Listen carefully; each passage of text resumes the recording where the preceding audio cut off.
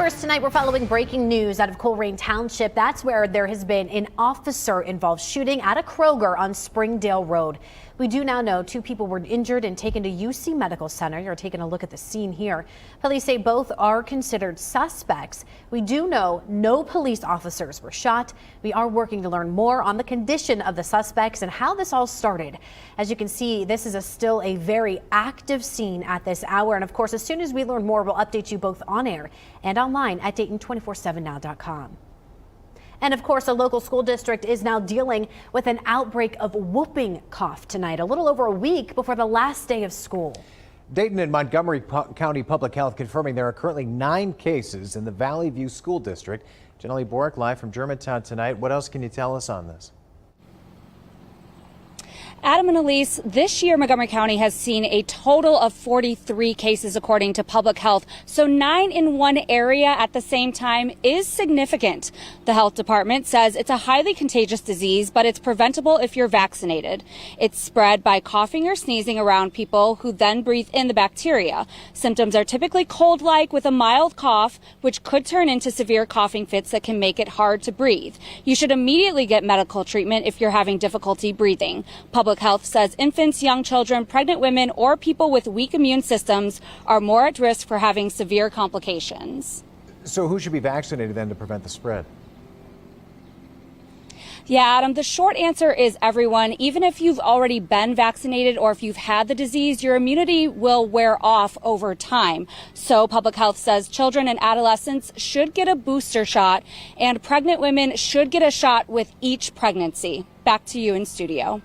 Generally, thank you. Also new tonight, Springfield police investigating a vandalism at North Park in Springboro. Now, Eli Burgett is standing by at the park right now. So, Eli, what exactly do we know?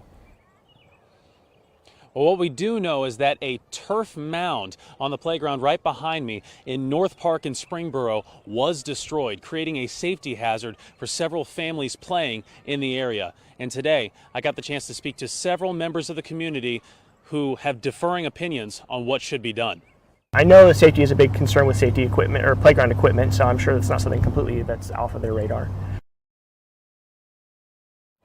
The city of Springboro posting to Facebook on Wednesday morning, someone pulled out one of the mounds inside the new inclusive play area at North Park. A witness says that they saw a group of around 7 boys ripping the mound out on Tuesday afternoon around 3 p.m.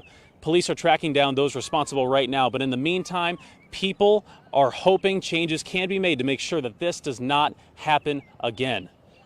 It is still unclear how much it will cost to repair the damages, but the people of Springboro feel that a change is necessary before another crime like this takes place. The city is urging anyone with information on the vandalism to call Springboro Police, at 937-748-06.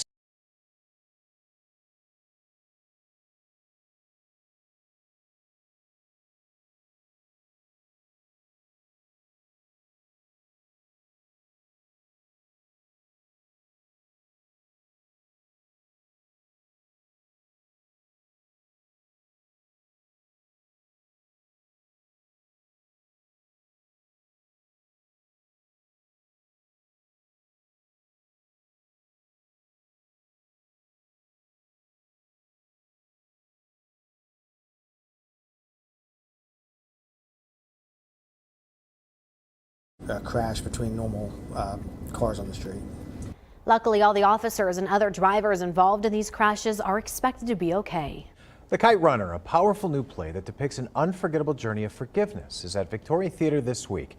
The play is set in Afghanistan, and Afghans here in the Miami Valley are being highlighted this week at the Victoria as well.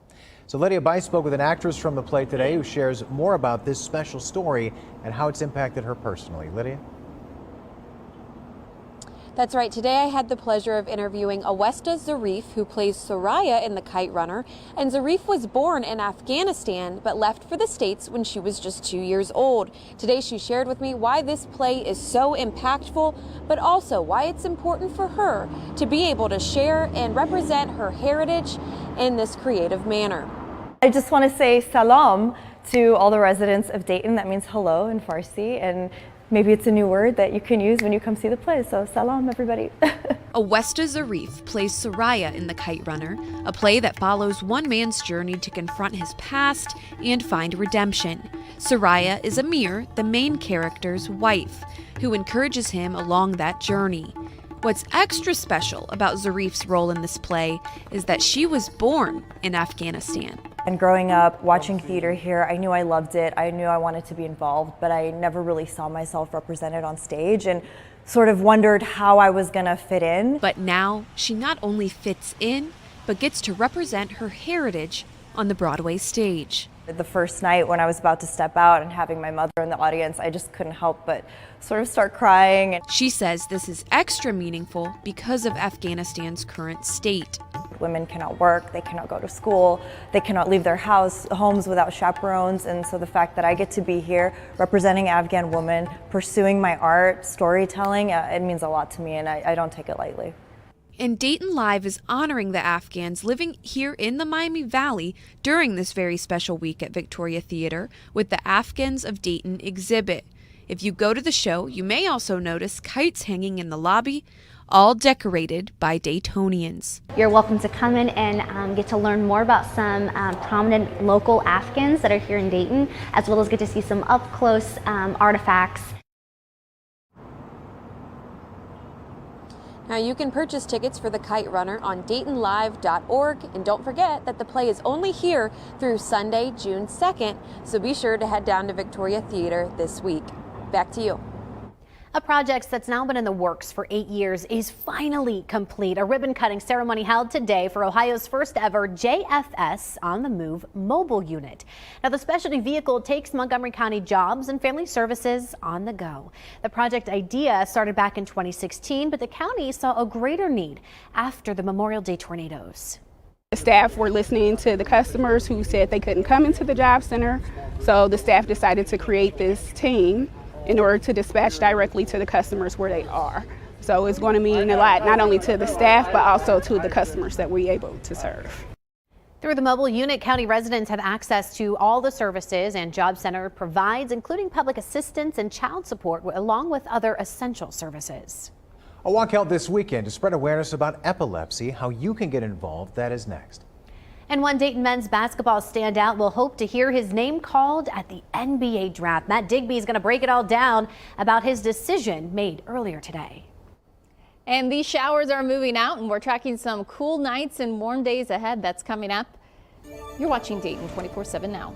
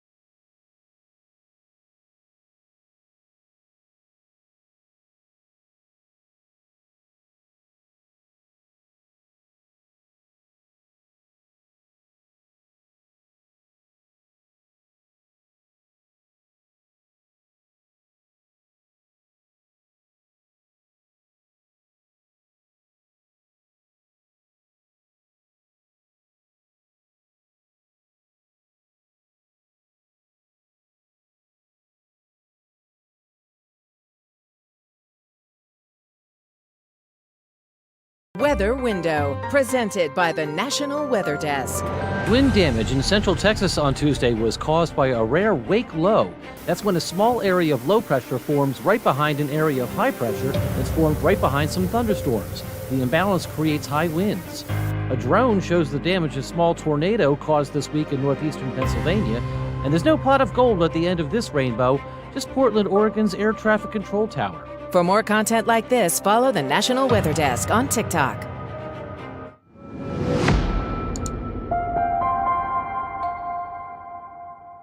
The Epilepsy Foundation holding its Walk to End Epilepsy here in Dayton this weekend. Tej Joshi is out at Kettering Health today with a look at that event. This weekend, this Sunday in particular, the Kettering Health main campus where I'm standing right now is playing host to the Walk to End Epilepsy. It's a major event for the Epilepsy Foundation, and it is really important for raising awareness and money for that organization. I want to show you a little bit of where we are right now on Kettering Health's main campus. One of their main buildings right behind me here is the pavilion. That is where this event is going to kick off on Sunday in particular. It's going to be around 1 o'clock when registration and check-in happens, and 2 o'clock the event itself will take place. About 150 people are already registered, but they need more people to come and be a part of this community event where you'll learn more about why epilepsy is such an important issue affecting over 120,000 people here in Ohio and so many more around the entire country. Plus, of course, you can help to donate money to the Epilepsy Foundation so they continue to do their work to help those and their families who have epilepsy. Of course, my friends, back to you in the studio. Now, if you'd like to join the walk, you can always register at walktoendepilepsy.org/Dayton. There you can also donate to the cause. You can see the donation goal is already well over halfway there. All right, so we had some rain come in late last night. It definitely cooled things off. It was odd stepping out today in the afternoon. It was like 60-something degrees. Yeah, especially when you compare it to the 80s and kind of the humid weather. Well, striking. Yeah, with the breeze too, it felt even cooler. We have some showers around still, and that's keeping temperatures even cooler for our northeastern counties. Now, this is heading off to the east, and we'll continue to see rain showers taper off through the evening. High pressure is going to be sliding its way in, and as high pressure slides in, we got some calm weather in the forecast and some chilly nights on the way too. Could see some upper 40s, especially for our northern counties overnight. Heading into our Thursday, back into the 70s for us. And then by Friday, we'll wake up 40s again, maybe even some chillier spots. This is indicating lower 40s. I think that may be a little bit on the cool side. But Friday afternoon looking great, mid upper 70s with some sunshine. It's not until the weekend we start to see rain chances make their way back into the forecast that we're going to be tracking as well. And those winds, it was breezy today. It's going to be a little calmer tomorrow. Maybe could see some gusts up to about 15 miles per hour. So I'll have a look at our 7-day coming up. Good evening, I'm Matt Digby with a look at sports. Many players hoping to be selected in next month's NBA draft. Today was the deadline for those with college eligibility to make the call. Would they stay in draft consideration or come back to school? Deron Holmes, II of Dayton, in that category, but he announced this afternoon he will officially enter the NBA draft. Holmes had 1 season of college eligibility remaining, and he leaves after being UD's leading scorer each of the last 3 seasons. You might remember Holmes tested the waters for the NBA draft last year, but ultimately decided to return to the Flyers for this past season, and he continued to make a positive impact for Anthony Grant's team in 2023-24 as the Flyers reach the second round of the NCAA tournament. Well, look at some of Holmes' accomplishments with the Flyers. Again, each of his 3 seasons, he was the team's leading scorer. He was the Atlantic 10's Rookie of the Year in 2022 and the tournament's most outstanding player in 2023. This past season, he was both co-player of the year and outright defensive player of the year for the conference. Now, this year's draft will be 2 nights in late June. Holmes currently regarded as a mid to late first-round pick. Cincinnati Reds finishing their 3 games against the St. Louis Cardinals with an afternoon game today. However, the visitors jumping out to a 3-0 lead. And while the Reds would trim the deficit, they'd ultimately fall by 2. Elly De La Cruz did have an opportunity for a walk-off win in the 9th, but he grounded it to a fielder's choice to end the game. The Reds do go 5-4 in this most recent homestand, a winning record. They're back on the road this weekend at the Cubs. Saturday evening's game will be on Fox 45. Sad news this week from Eldora Speedway in Darke County. They have announced the passing of general manager Jerry Gappens at the age of 63. A statement praising Gappens for his attention to detail and making the fan experience at Eldora, quote, exceptional. Gappens had previously been a promoter at I-69 Speedway in Gas City, Indiana, and also the vice president and GM at New Hampshire Motor Speedway. Eldora Speedway says funeral arrangements are still being put together.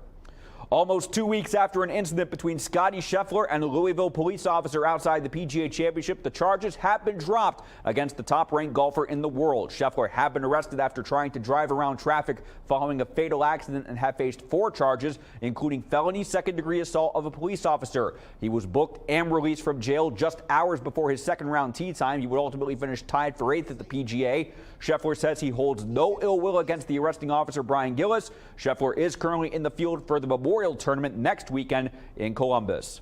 And we're carrying 17 Indiana Fever games this season, including one tomorrow night. The Indiana Fever will tip off against the Seattle Storm, going for their first home win of the season after coming close on Tuesday night. You can catch it starting at 7 p.m. tomorrow on MyTV Dayton. That's 22.3 over the air, or Spectrum Channel 24.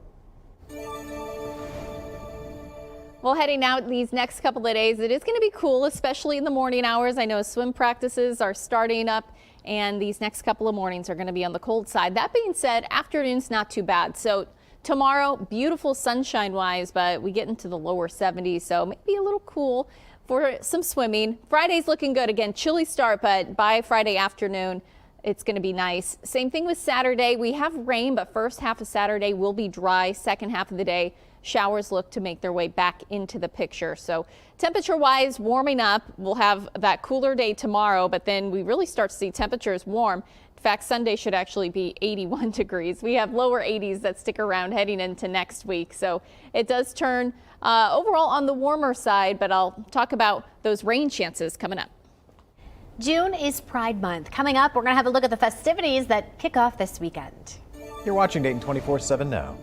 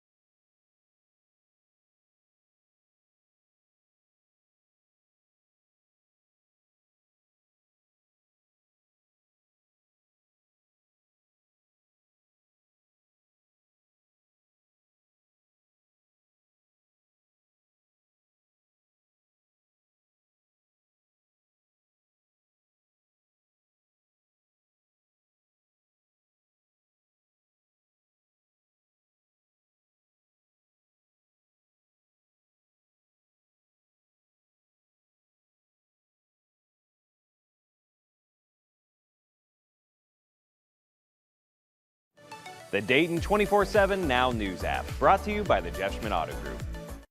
Well, community getting ready for Dayton Pride Act festivities. Alex King explains how you can show your support. The Dayton Pride Partnership brings you Pride each year on the first weekend of June, and this year Pride is so big that it's going to start at the end of May, and here is the schedule.